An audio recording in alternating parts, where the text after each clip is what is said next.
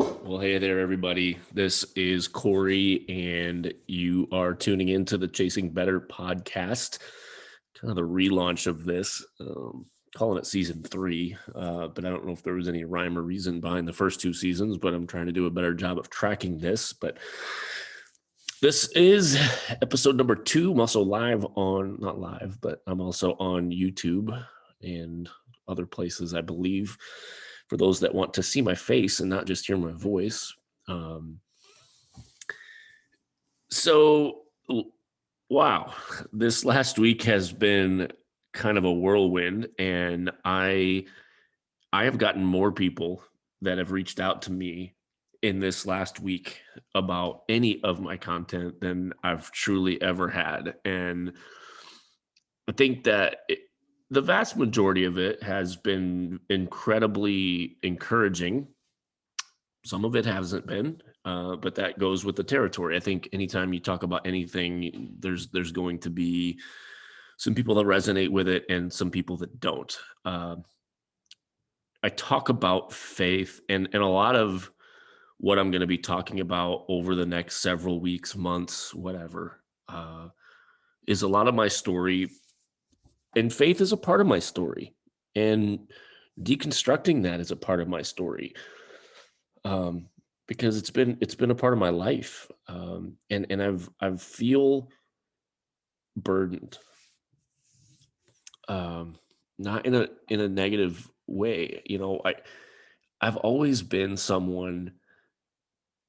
I'm not a hill person. Like I think there's people in this life that are very cause driven, and I don't feel necessarily cause driven by a lot. That's why I don't really get into politics too much, because I don't feel like there's like a hill issue for me. And I know that there's a lot of issues that people have that they are super passionate about. And I get that, I've just not really been that way. But I feel an immense burden to share my story. And my story is one that is filled with a lot of fear. Um, Read Will Smith's book uh, prior to the slap. Still a Will Smith fan, by the way. And he talks about how controlling fear has been in his life. It's kind of his core trauma. Um, and I've got a lot of trauma. Um, and I'll be talking about that over the next several weeks. I've never shared my story publicly, ever, ever. But I will be, because I think it's important, and I feel a burden, and I do feel that faith, the questioning of it, trauma, is a lot of my story. I've had a lot of people reach out to me with concern, and I get it. I get it large in part because for a lot of people, faith is an intensely personal thing. It's an intensely important thing. But for me, so much of faith in my life has been rooted in fear. And guys, you're gonna send me messages. You're gonna tell me that I'm looking at this wrong, and I get it, right? You're gonna tell me that I don't know the right God, that I don't know the right story, that Jesus is love, that he cares. I know that. That's not been my experience.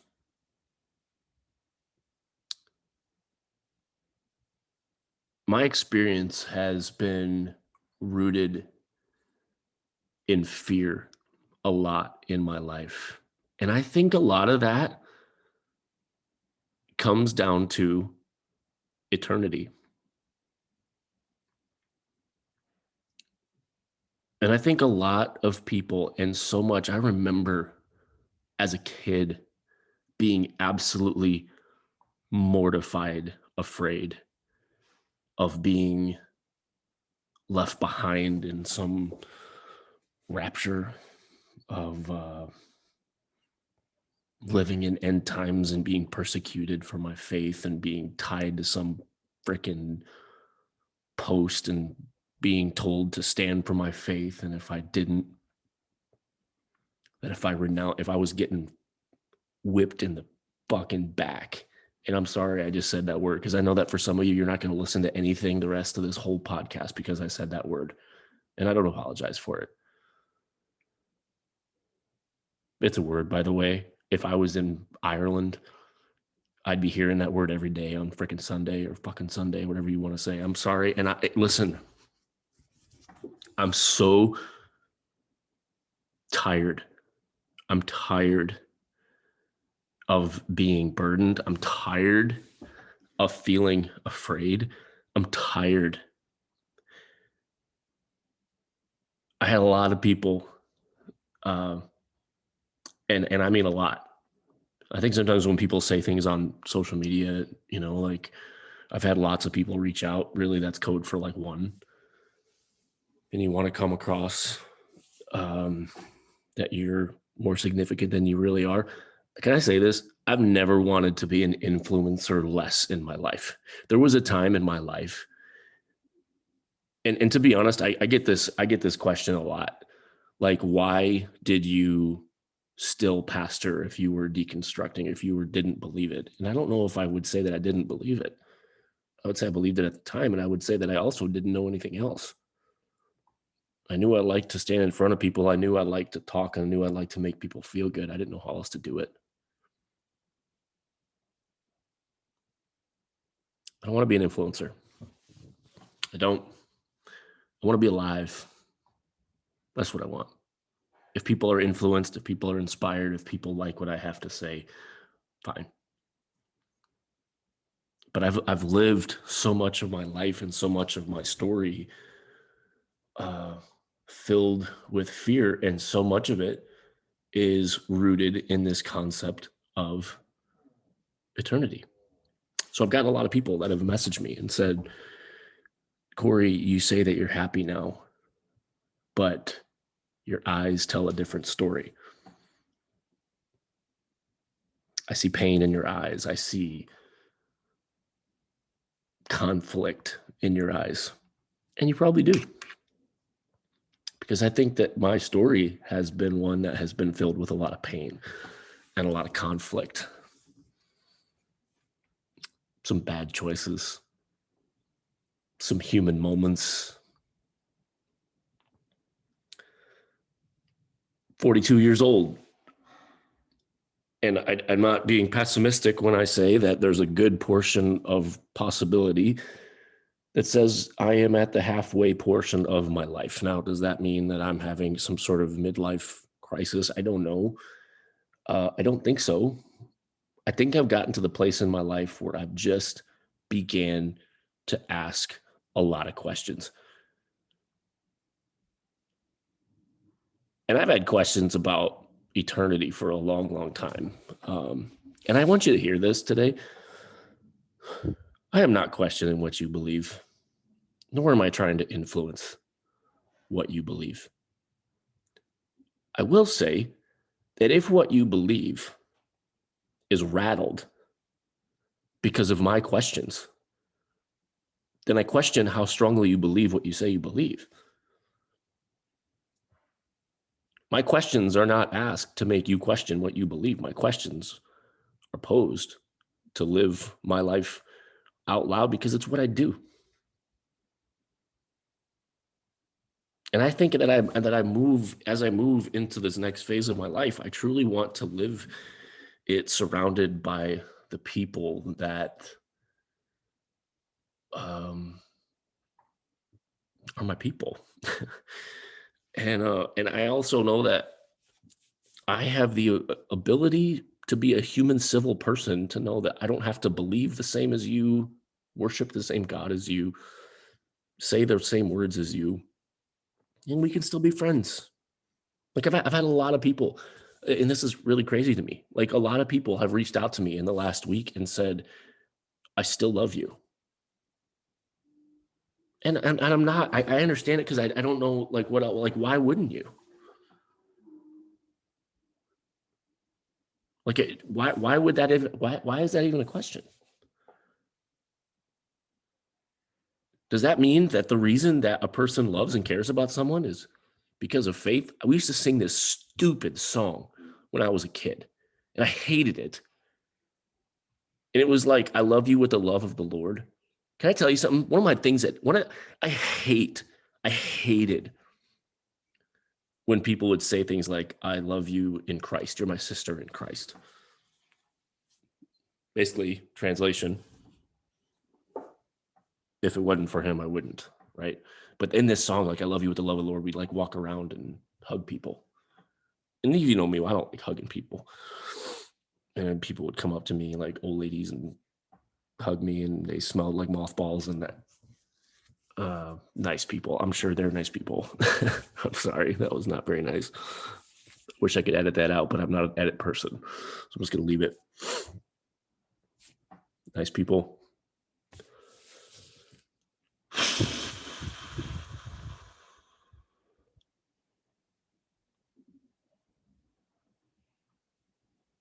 I'm grateful. I think that we can still coexist as people, be friends. I understand that faith is a big part of a lot of people's journey, and I'm not trying to take that away from you. I am not trying to make you walk away from it. I'm not trying to make you I am not an anti-faith evangelist. I am not going to start crusades. Maybe I will if the money's good, though. I'm just kidding. I'm not out to influence you. I don't want to be an influencer. I just want to be someone that can tell my story. And if 5 people listen, great. If 5,000 people listen, great.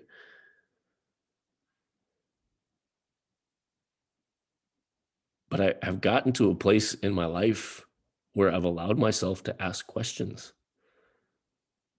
Do I believe this or do I not? And if I don't, why am I trying so hard to? Why do I have to talk myself into this? Why do I have to talk myself into doing something because there's nothing else that I know? Or is it because I'm afraid of what happens if I don't? Afraid of eternity, right? Now, is eternity real? I don't know.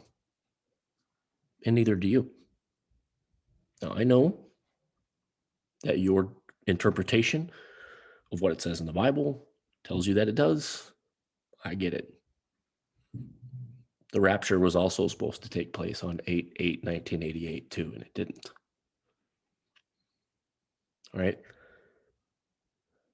So much of what we believe is based on how we interpret words that were written thousands of years ago. Could I be wrong about that? I've got that question a lot. Corey, could you be wrong about your views about eternity? Yeah. So could you. We don't know. We spend our entire life trying to figure out something that is impossible to ever know. And in the process, we lose our life. Now I get it, right? As the Bible talks about, like, the only way to get your life is to lose it. And I get that, right? I understand the concept. I mean, I'm a coach. I work in health and wellness, so I understand the concept of service and sacrifice and giving of yourself to others. And I get all of it. I get all of it. I truly do. I understand it. It makes sense. I get it. I also question how, and this is what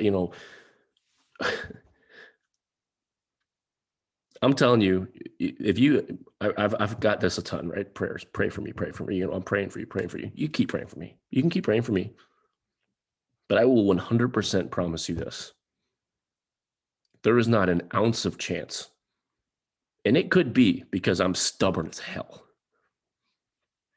I could be. There is not an ounce of chance that I am motivated to change what I think or what I believe because I'm afraid of something.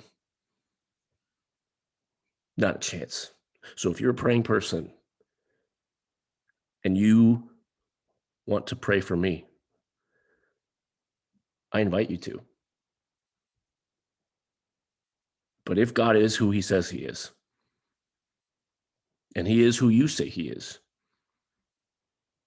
it will be because I feel love and compassion, not because I feel fear or wrath about something that is going to happen to me when I take my last breath on this earth.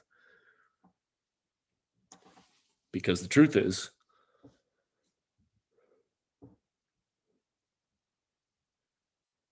it doesn't make sense to me how God could destroy and torture something that he claims to love. I don't understand. I don't. I don't. And again, I know this is going to be controversial. I know. I know what I'm opening myself up to. I know it. I know that I'm going to get messages. I know that I'm going to get emails. I know that I'm going to get responses. I know that I'm going to have people in my coaching community that don't like this. I know that I'm going to have people from my past church that are going to, I know what I'm signing up for. I know. I also know because I've gotten hundreds of messages from people that are just like me, that grew up in a church, maybe even worked for one.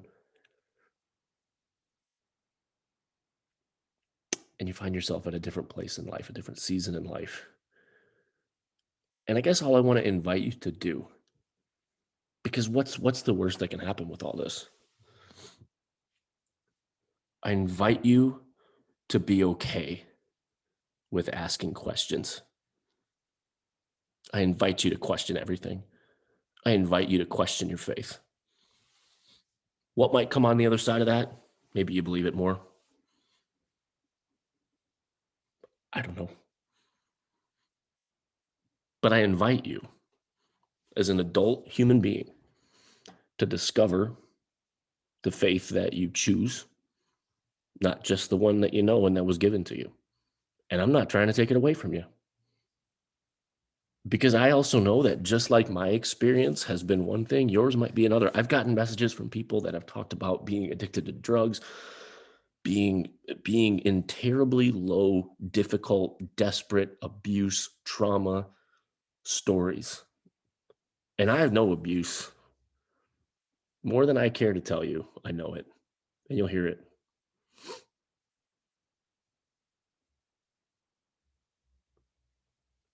All right, when that whole um, Me Too movement came out,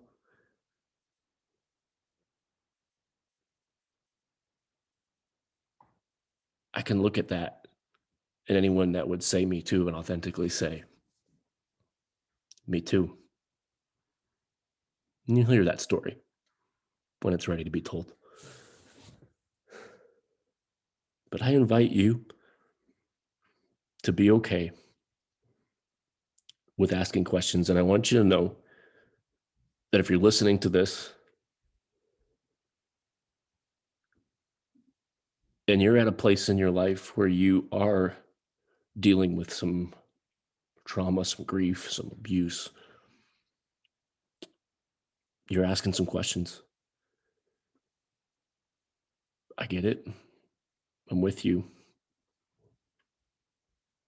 I do not want to become and develop into a bitter, cynical human being. I do not want to buy and purchase a middle finger necklace that I wear constantly to look at the world. Sometimes I do. I do like that. I would like that sometimes. But as a general state in life, like, I want to be happy. I want to be free. I want to be optimistic. I want to be alive. And I know that there's going to be some that say that life, aside from the love of God, aside from faith, is impossible. I disagree with you. And you know what? That's what makes life Great. The ability to disagree. So, ask some questions. And I don't know what's going to come on the other side of that. Maybe it makes you believe more. Maybe it doesn't. I don't know. All I know is my own experience. All I know is my own story. And if you tune in, I will continue to tell that story. And I hope that there is some hope and some healing and some empathy that you will hear in my words as a person who has lived through life-altering trauma and has figured out how. I feel like in so many ways, and maybe I'll talk about this next week, I don't know. I think there was a time in my life, there was seasons when I kept waiting. It's like I was in this place of quicksand that I was waiting for rescue, waiting for someone to pull me out of this pit that I felt that life and circumstances and people and monsters have created. And there came a day when I realized, and this is so much of my health story and so much of a lot of things, but there came a day when I realized that the rescue that I was so desperately wanting in my life in the form of somebody else wasn't coming. And I had to rescue my own damn self. I had to love my own damn self. And I'm in that process. I invite you to be on yours too. Thanks for listening, everybody. This has been the Chasing Better podcast. This is Corey Baker, and we'll see you next time.